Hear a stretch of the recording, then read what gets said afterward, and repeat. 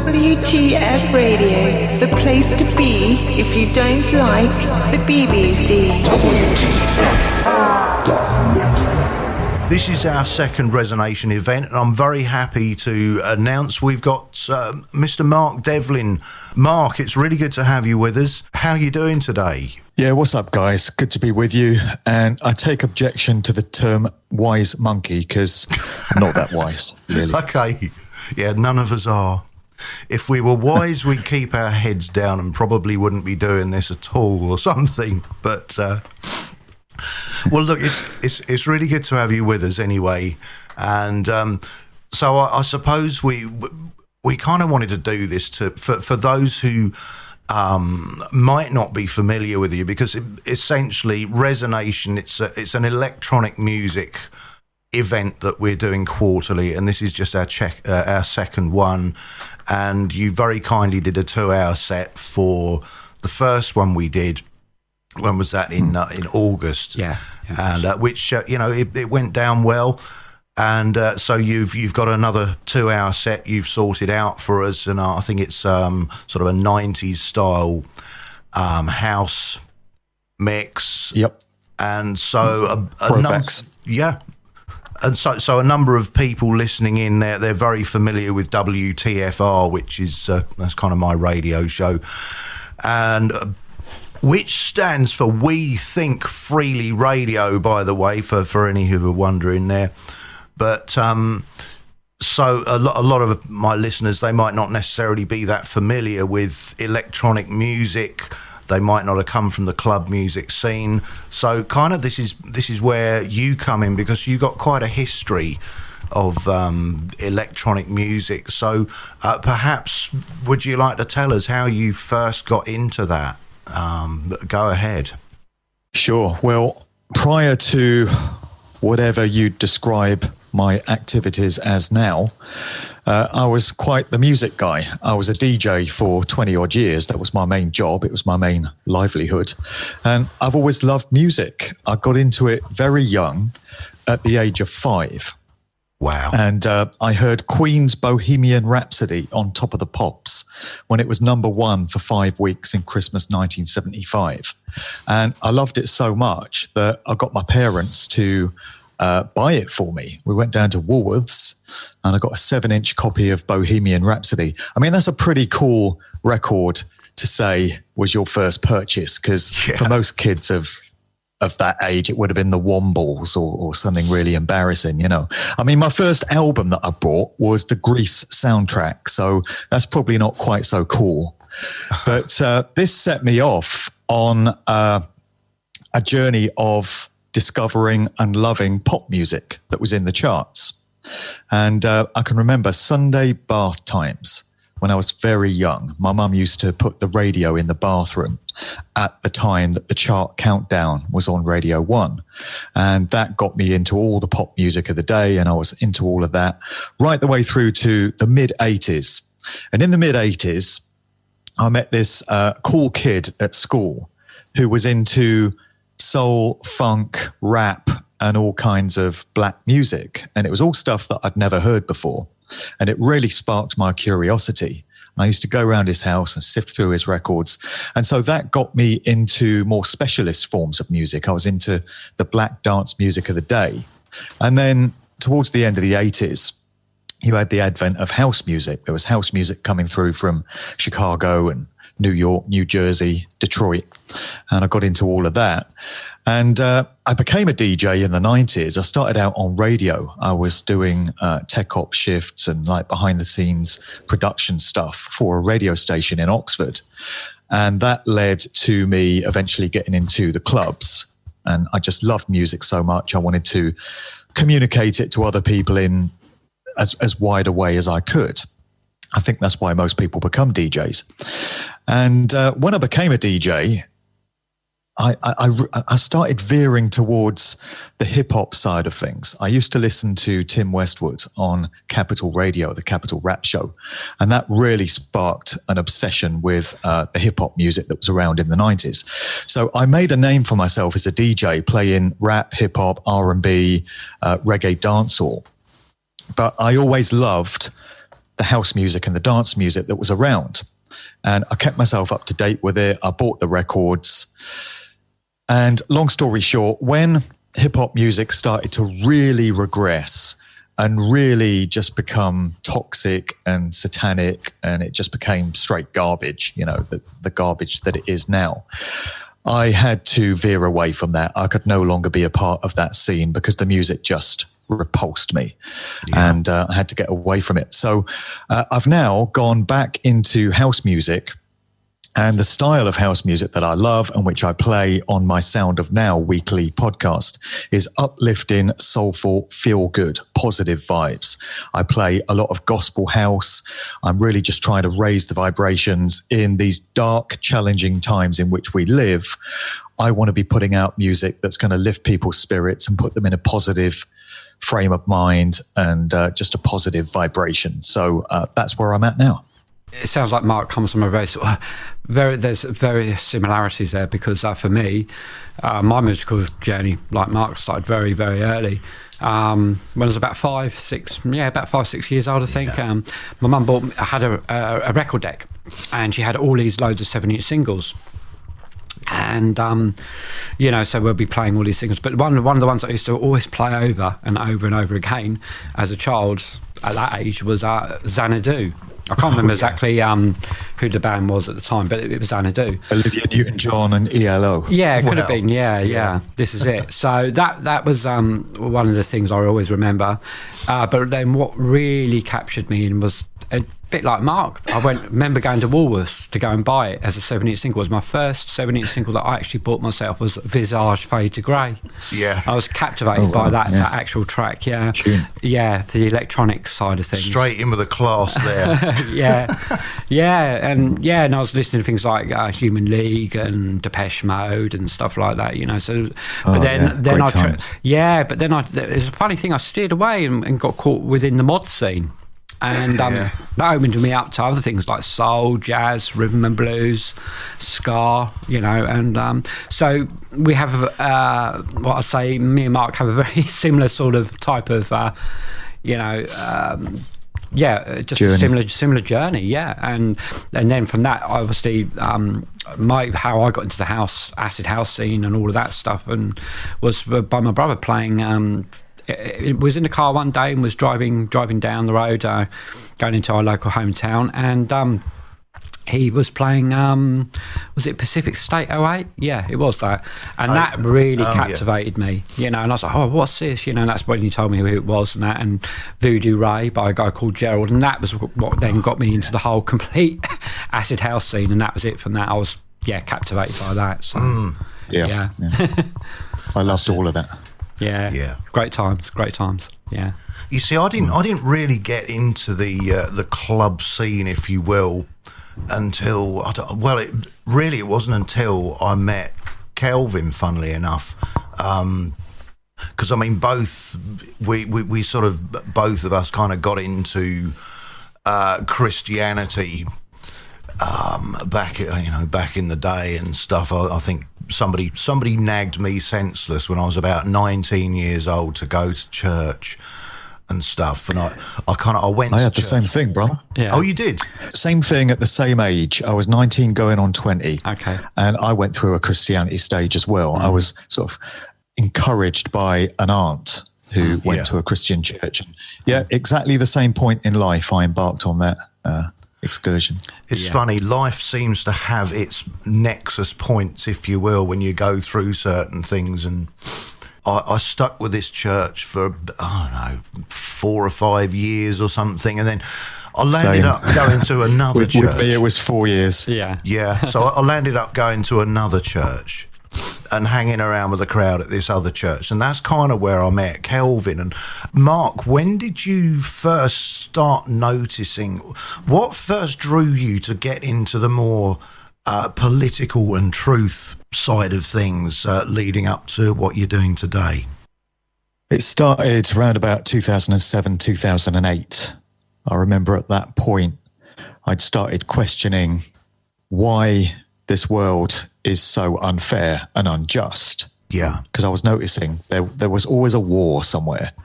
There was always a famine somewhere. there was always political corruption. There was always criminals in high positions just getting away with it. And I was just asking myself, how is this allowed to happen? And I didn't realize at the time that things happen that way because they're designed to happen that way. It's all by design. Yeah. We know this now, but I was in a very naive mind state back then. And then everything just kind of coalesced and came together in 2010. And it was largely due to reading the books of David Icke. So I was put onto those by my dad, who was reading a wide variety of authors on alternative subjects. He has all his life, actually. And he put me on to David Icke, and I read his latest book, and it just made sense of everything. Yeah. And it answered so many of the questions that I'd had. And that set me off on my path. This was 11 years ago. And I just reasoned that David Icke has woken up and has influenced and inspired millions of people around the world. And I thought, if I can achieve only a fraction of that and inspire maybe a few hundred people and share the knowledge that I've accumulated with them, then I'll be doing a pretty good job with my time and my efforts. And it's clear to me now that I've reached much more than just a few hundred people. I've probably influenced and inspired and woken up several 100,000, I would say, in the time I've been doing this. So I feel very gratified by that. I feel very humbled by that realization. And it just drives me on and makes me continue to do what I'm doing. And one thing that it did spark an interest in for me was truth music. Yeah. Because I came to realize that the music industry that I'd kind of been a part of, I was never really a part of the industry machine. I never really had a key position within the industry. I worked for a few radio stations, but as a DJ, I was always self-employed and just getting my own bookings. So I was on the periphery of the industry, skirting around the edges of it, but I was never really a part of it. And I'm very grateful for that as well, because once you're inside of it, it's very difficult to get out without encountering lots of problems. And if I had been a part of the industry, say I'd worked for one of the big major record companies, and I was now doing what I'm doing as a kind of whistleblower or insider and spilling the beans on how the industry really works and what it's really all about, I think it would bring quite a bit of, trouble my way. So I'm grateful that I am able to speak freely about how the industry operates. But on top of that, I became very interested in all these musicians, mainly rappers, actually. It was mainly truth hip hop that I got into. And I realized that there were so many music makers out there and lyricists who were expressing exactly the same thoughts and sentiments that I was and that many other people were. And I started wanting to give a platform to that kind of music. So that birthed my Sound of Freedom podcast, which I've been doing since 2013.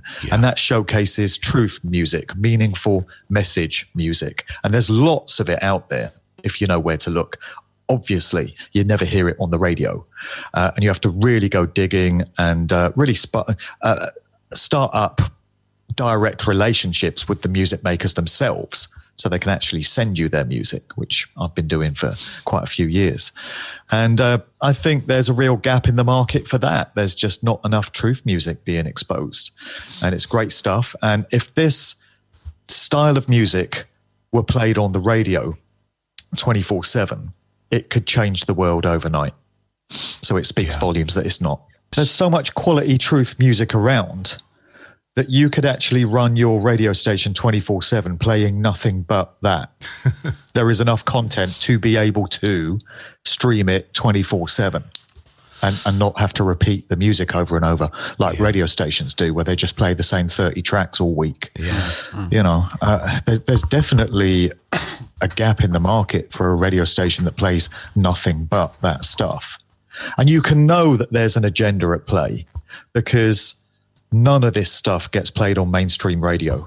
Not even one track. You'll never hear it. You don't hear any meaningful, inspiring messages in any of the music that's played on mainstream. if they play some older stuff, it might be love songs. They talk about relationships, boy meets girl. So many songs are just about that. Yeah. But the stuff that's around at the moment, the urban stuff, so-called hip hop, I don't even know what the hell they're talking about anymore, because it's all, mumble rap and what the hell are they even saying?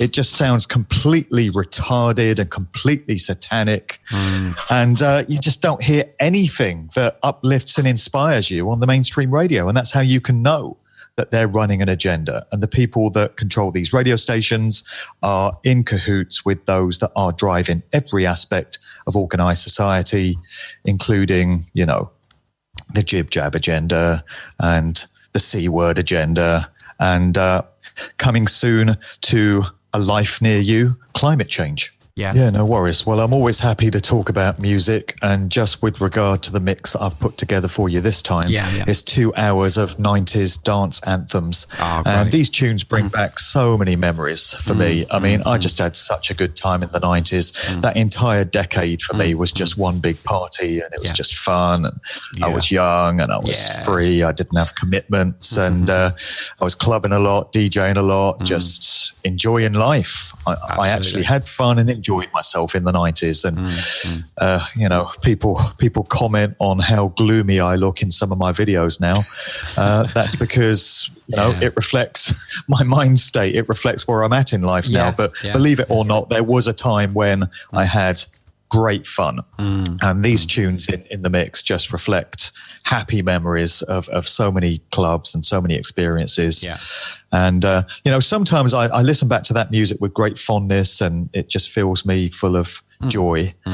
But there's other times where I just can't stand to listen to it, because I realize what we've lost. I realized those were the before times, and they're never coming back. And the music was so great in the 90s. The house music was great, the hip hop was great, and it's not now. I mean, there's good stuff around if you dig for it. But by and large, what you hear played in clubs and on the radio is garbage now.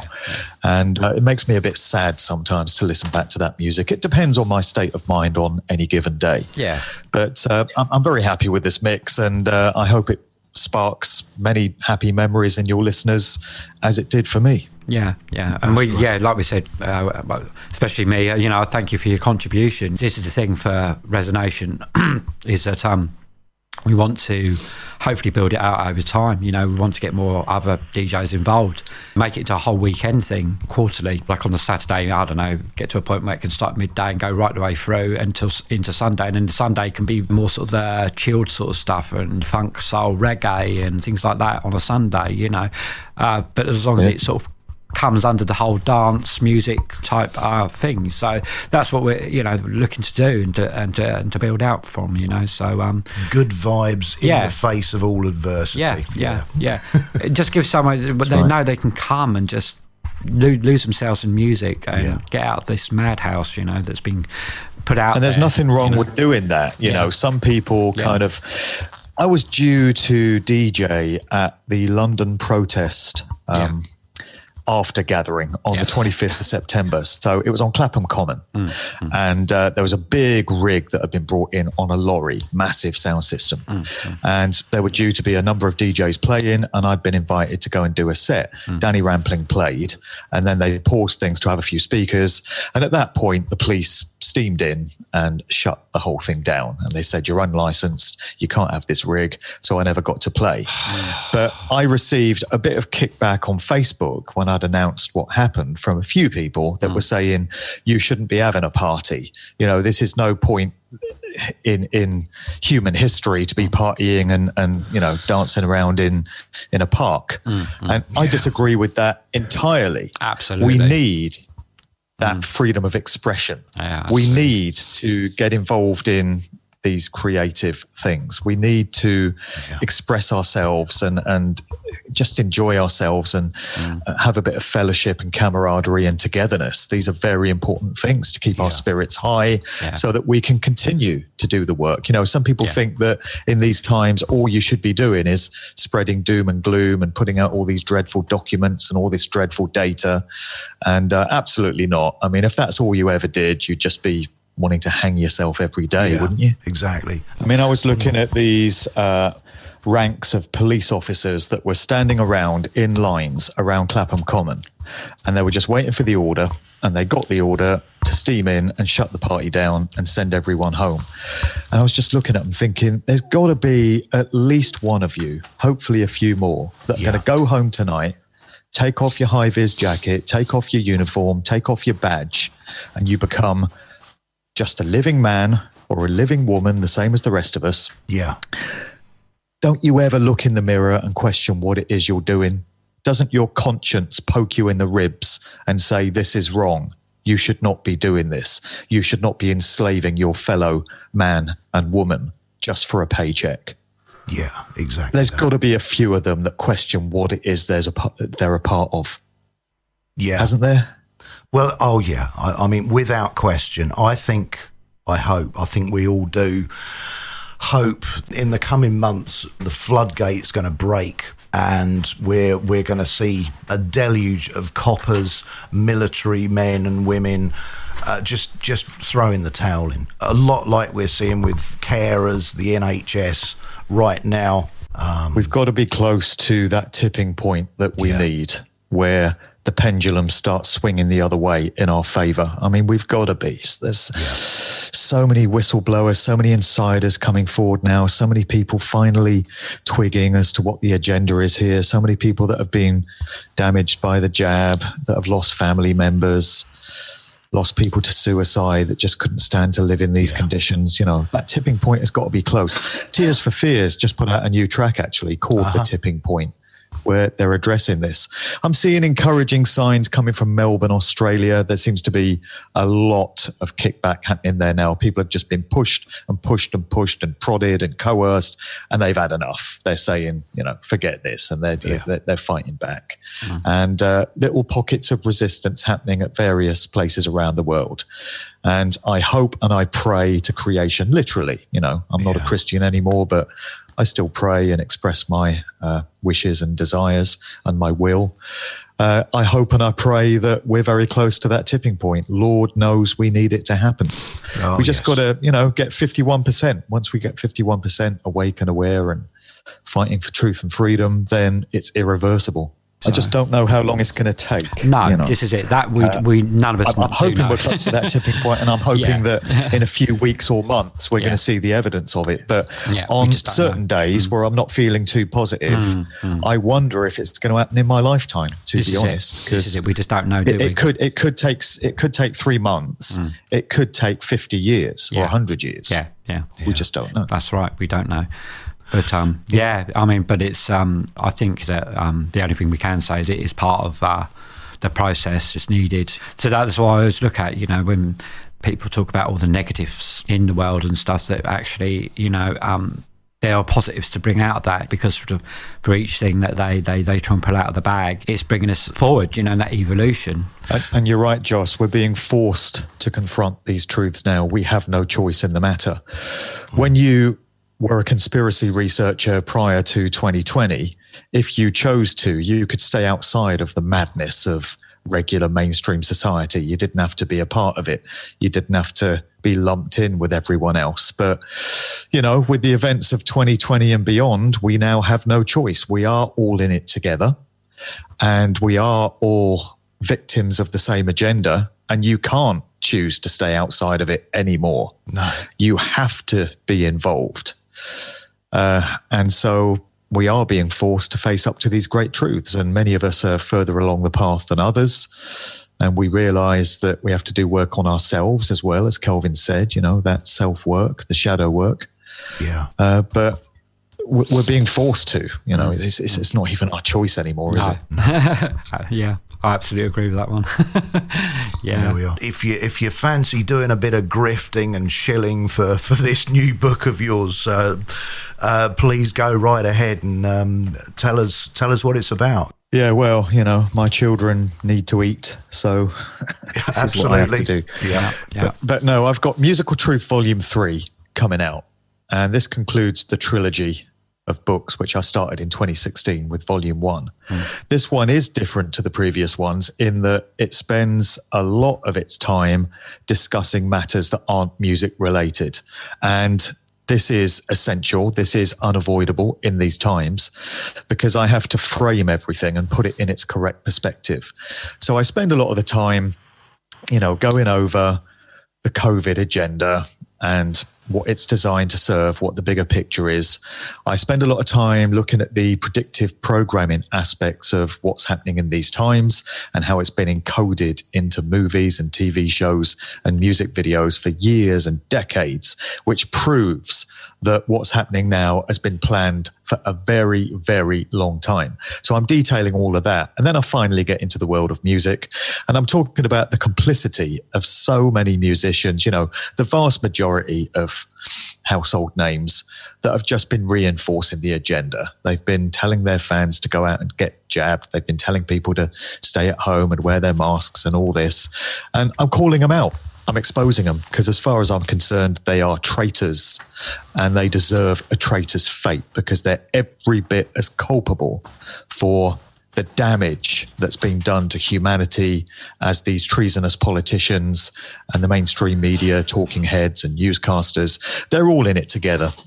And when the truth finally comes out, and it will at some point, everyone will be remembered for the role that they played in this. Their names will be remembered. I also call out the very small number of musicians, there aren't many of them, that have stood up to be counted and have voiced their opposition to the madness that's been going on. And then I've got a section in the book called Sound Bites, which is where I'm reinforcing some of the assertions that I've made in previous volumes. So it's little snippets, little stories involving very familiar names, household name music artists. And it just reinforces things like the presence of mind control in the industry, trauma-based mind control, and how they place occult symbolism everywhere in record sleeves and music videos and all of this.